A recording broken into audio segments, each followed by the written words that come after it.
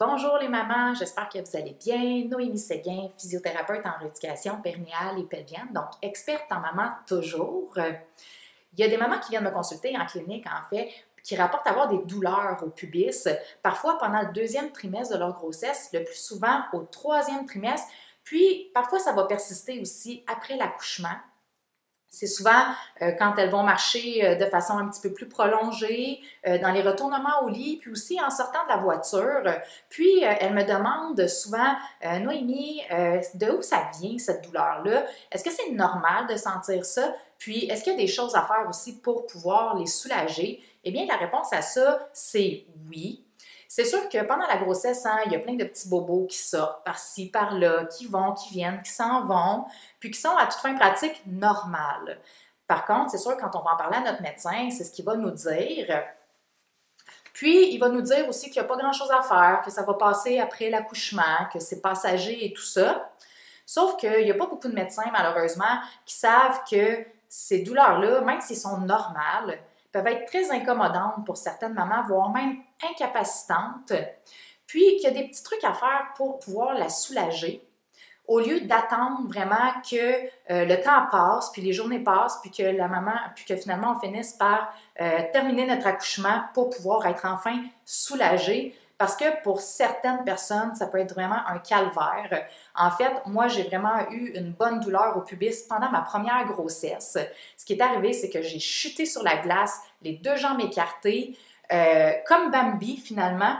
Puis, je me suis fait une entorse à la symphyse pubienne. Donc, la symphyse pubienne, c'est l'articulation qui va provoquer les douleurs. Je vais en parler un petit peu plus en détail plus tard, un petit peu plus loin dans la vidéo. Puis, ça me faisait tellement mal que j'arrivais même plus à marcher normalement à certains moments. Pour me déplacer, je devais marcher à reculons. Bon, c'est sûr que c'est pas toutes les douleurs au pubis là, qui sont aussi sévères que ça, là. Mais c'est juste pour vous montrer que je sais qu'est-ce que ça peut être de vivre avec une douleur pendant la grossesse puis de pas trop savoir qu'est-ce qu'on doit faire avec. Donc, c'est un peu de ça qu'on va parler aujourd'hui dans la vidéo. On va parler de la symphyse pubienne, de comment est-ce que les douleurs apparaissent à ce niveau-là. Puis je vais vous donner aussi quelques petits trucs là, pour pouvoir vous aider à soulager ces douleurs-là ou du moins là, limiter leur apparition puis la persistance après la grossesse et tout ça. Mais juste avant qu'on commence à en parler, si vous n'avez pas déjà, si vous n'êtes pas déjà abonné à la chaîne YouTube, je vous invite à le faire pour pouvoir vraiment vous abonner à tout le contenu que je donne gratuitement. Un petit peu dans la même veine que l'information dans cette vidéo aussi. Tout ce que vous avez à faire, c'est cliquer sur l'icône qui est juste ici à votre droite. Sinon, si vous êtes déjà enceinte, en fait, si vous êtes enceinte plutôt, puis que vous voulez avoir du contenu qui est 100% gratuit, que j'ai développé exclusivement pour vous, tout ce que vous avez à faire pour vous abonner, c'est de visiter le noemiseguin.com sans accent. Alors, la symphyse pubienne, en fait, je vais prendre mon modèle physique, ça va être plus facile à expliquer. C'est l'articulation qui vient rejoindre les deux os du bassin en avant et qui se rejoignent en fait avec un tissu de soutien qui va les garder ensemble. En général, chez quelqu'un qui n'est pas enceinte, cette articulation-là ne bouge pratiquement pas. Donc, il n'y a pratiquement pas de mouvement à cet endroit-là. Sauf que quand on est enceinte, avec les hormones, en fait, les hormones qui vont faire relaxer le bassin, ça va faire en sorte que cette articulation-là, qui normalement ne bouge pas, va commencer à bouger un petit peu plus pour pouvoir permettre justement, c'est logique, là, au bébé de pouvoir passer, donc de pouvoir laisser l'espace au bébé pour passer lors de l'accouchement. Donc, c'est vraiment un processus qui est normal. Par contre, le fait que cette articulation-là bouge plus pendant ce moment-là va faire en sorte qu'il va y avoir plus de cisaillement, donc plus de friction dans l'articulation qu'en temps normal. Puis ça, le corps, il n'aime pas ça. Il perçoit ça comme si c'était une menace, puis il envoie un message aux muscles qui s'attachent autour de l'articulation pour lui dire « Hey, ça bouge trop, il faut faire quelque chose ». Donc là, les muscles vont vouloir se contracter pour empêcher le mouvement de se faire.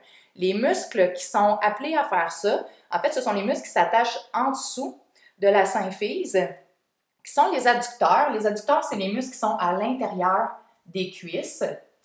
Et sur le dessus, ce sont nos abdominaux qui s'attachent là.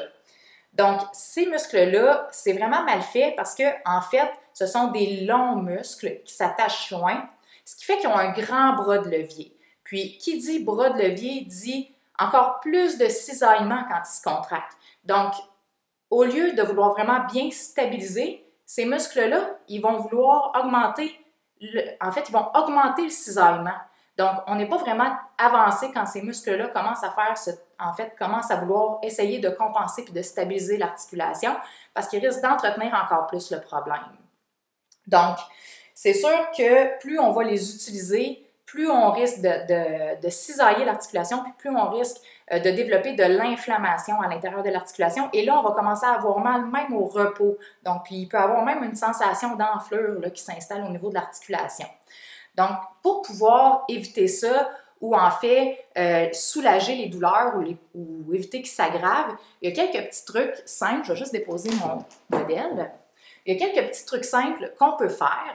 En fait, c'est le premier, c'est justement, quand on commence à avoir de la douleur pendant un exercice, c'est de limiter cet exercice-là à ce moment-là, donc d'écouter son corps. C'est-à-dire que, par exemple, si je suis en train de marcher puis qu'au bout de 25 minutes, une demi-heure, je commence à avoir de la douleur au niveau du pubis, c'est signe qu'il est temps que j'arrête de faire cet exercice-là. La deuxième chose aussi qu'on peut faire, c'est de faire des plus petits pas en marchant. Donc, plus nos pas vont être petits, moins on va cisailler l'articulation. Donc, plus qu'on va être capable de faire l'activité sans avoir de symptômes parce qu'on va moins cisailler l'articulation. Un peu dans la même logique, là, on va essayer d'éviter aussi tous les exercices qui vont faire en sorte que les jambes vont s'éloigner une de l'autre, donc en écartement. Donc, par exemple, on va éviter les fentes avant quand on va au gym ou les fentes latérales. On va éviter aussi les positions de yoga qui demandent, par exemple, aussi des positions de fente, surtout quand c'est asymétrique, parce que là, on vient vraiment augmenter le cisaillement dans cette articulation-là. Ce qu'on va vouloir faire, c'est essayer de garder le plus possible les jambes solidaires. Donc, on va jouer à la petite sirène. Alors, ce que ça veut dire, c'est qu'on va essayer dans les retournements au lit, par exemple, de garder les jambes collées ensemble pour pouvoir sortir du lit. Quand on va sortir de la voiture aussi, on va garder les jambes collées, on va se tourner, puis ensuite, on va se lever. Donc, comme je disais, on essaie de garder les jambes le plus possible ensemble. Si par malheur, il y a de l'inflammation qui s'est installée, puis qu'il y a de la douleur au repos, c'est sûr que pendant la grossesse, on est un petit peu limité au niveau de ce qu'on peut faire dans la gestion de l'inflammation parce que les anti-inflammatoires sont contre-indiqués pendant la grossesse. Par contre, on peut utiliser des compresses d'eau froide ou même de la glace sur le pubis pendant une dizaine de minutes pour aider à soulager et à diminuer l'inflammation. C'est quelques petits trucs-là qui paraissent simples, qui sont facilement applicables dans le quotidien, puis qui peuvent faire toute la différence au niveau de l'irritation, de l'articulation, puis sa persistance de douleur aussi après l'accouchement.